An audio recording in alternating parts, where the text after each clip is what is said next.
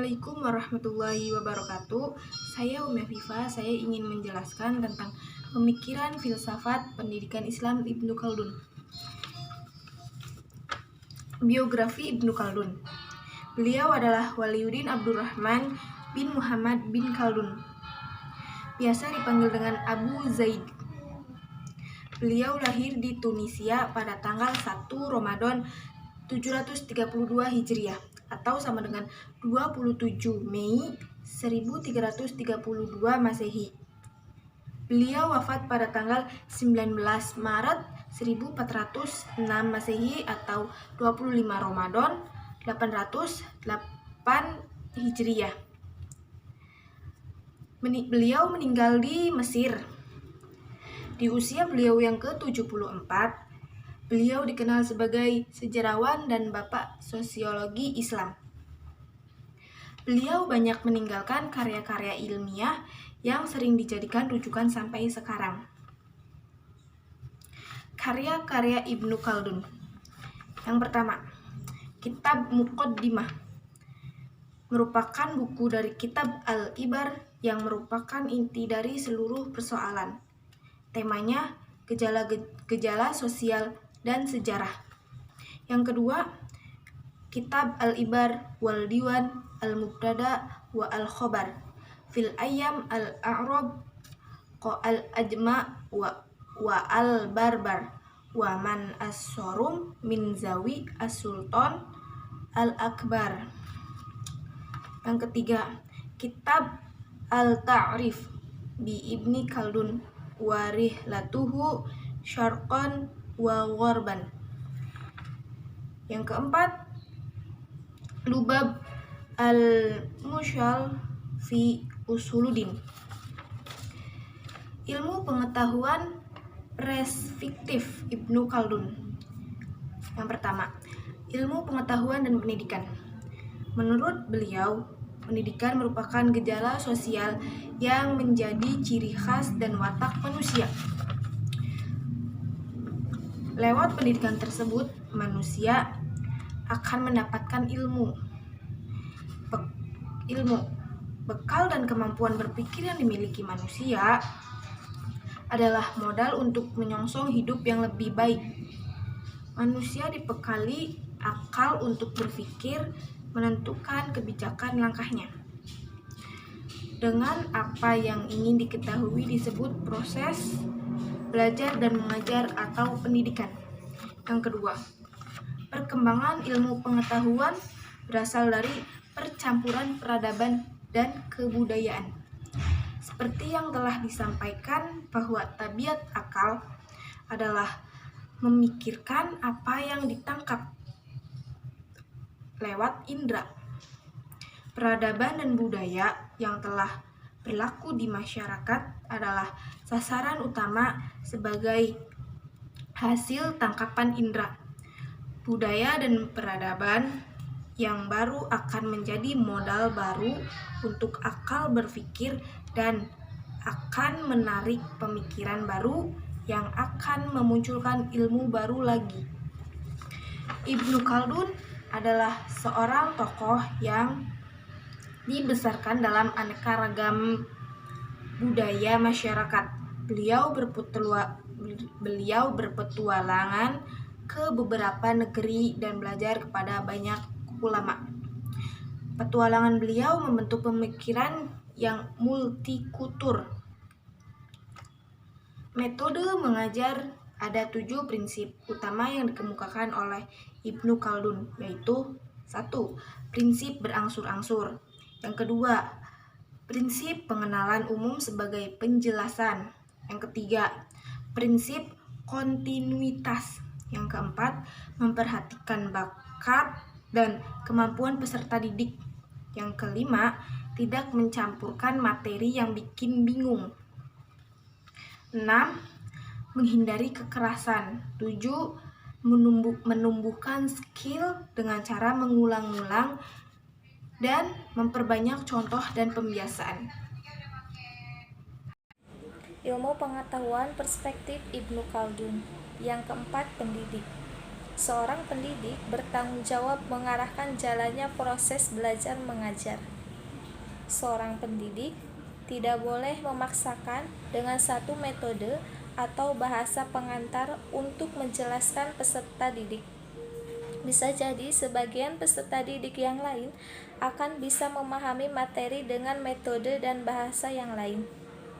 Seorang pendidik hendaknya memiliki pengetahuan yang memadai tentang psikologi peserta didik untuk mengenal setiap individu dan mempermudah dalam melaksanakan proses belajar mengajar. Seorang pendidik hendaknya juga mengetahui kemampuan dan daya tangkap peserta didik agar bisa menyesuaikan materi pendidikan dengan tingkat kemampuan peserta didik. Karena memaksakan materi di luar kemampuan bisa menyebabkan bosan dan kebencian terhadap pengetahuan yang diajarkan. Bukan hanya itu, pendidik juga harus menguasai materi yang akan disampaikan.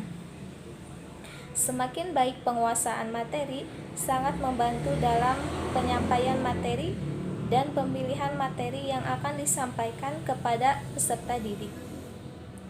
Sikap para pendidik hendaknya bersikap penuh kasih sayang, perhatian, dan pengertian. Tidak menggunakan sikap keras dan kasar. Karena sikap keras dan kasar dapat merusak mental peserta didik, bahkan bisa menarik kebohongan. Dan sikap-sikap itu tidak terpuji karena terdorong dengan rasa takut. Yang kelima, peserta didik. Peserta didik adalah seorang atau sekelompok orang yang mempunyai potensi diri yang berbeda-beda dan siap untuk mengaktualisasikan potensinya. Pada dasarnya, peserta didik adalah orang yang memiliki sejumlah potensi yang masih perlu dikembangkan. Untuk mengembangkan potensi ini, terdapat beberapa aspek yang perlu diperhatikan. Aspek metode, aspek mengajar, materi yang akan diajarkan, dan juga sumber bahan yang digunakan untuk mengajar. Peserta didik adalah orang yang mengalami pertumbuhan dan perkembangan, sehingga aktivitas mengajar disesuaikan dengan tingkat pertumbuhan dan perkembangan peserta didik. Peserta didik yang memiliki perbedaan individual, baik karena faktor pembawaan maupun faktor lingkungan. Peserta didik merupakan resultan dari dua unsur alam, yaitu jasmani dan rohani. Unsur jasmani memiliki daya fisik yang menghendaki latihan dan pembiasaan. Unsur rohani memiliki dua daya akal dan daya rasa. Untuk mempertajam daya akal, maka dengan proses melalui ilmu-ilmu rasional. Untuk mempertajam daya rasa, dapat dilakukan dengan melalui pendidikan akhlak dan ibadah. Yang keenam, kurikulum dan materi pendidikan. Pengertian kurikulum pada masa Ibnu Khaldun masih terbatas pada bentuk materi pelajaran atau kitab-kitab tertentu yang dikaji dalam tiap tahap pendidikan. Sedangkan pengertian kurikulum modern telah mencakup konsep yang lebih luas, yang meliputi beberapa unsur utama, yaitu tujuan pendidikan yang ingin dicapai, materi pendidikan, metode pendidikan, evaluasi, dan metode penilaian. Ibnu Khaldun membagi materi pendidikan yang menjadi salah satu komponen operasional pendidikan menjadi dua macam bagian. Yang pertama, ilmu-ilmu nakliyah adalah ilmu yang bersumber dari Al-Quran dan hadis, yang dalam hal ini peran akal hanya sebagai mediator, menghubungkan cabang-cabang permasalahan dengan pokok utamanya sebagai otoritas syariat yang diambil dari Al-Quran dan hadis. Yang kedua, ilmu-ilmu akliyah adalah ilmu yang bersifat alami bagi manusia yang diperoleh melalui proses berpikir, sehingga keberadaan ilmu ini bersamaan dengan wujudnya peradaban kehidupan manusia. Ibnu Khaldun membagi ilmu pengetahuan menjadi dua macam. Yang pertama, ilmu pengetahuan yang dipelajari karena untuk mengambil faidah dari ilmu itu sendiri. Golongan ini terdiri dari ilmu syariat dan ilmu ketuhanan atau filsafat. Yang kedua, ilmu pengetahuan yang dipelajari karena untuk mempelajari ilmu pengetahuan golongan pertama seperti nahwu, shorof, bahasa Arab, untuk mempelajari ilmu syariat, dan logika untuk ilmu ketuhanan atau filsafat. Sekian dari saya. Wassalamualaikum warahmatullahi wabarakatuh.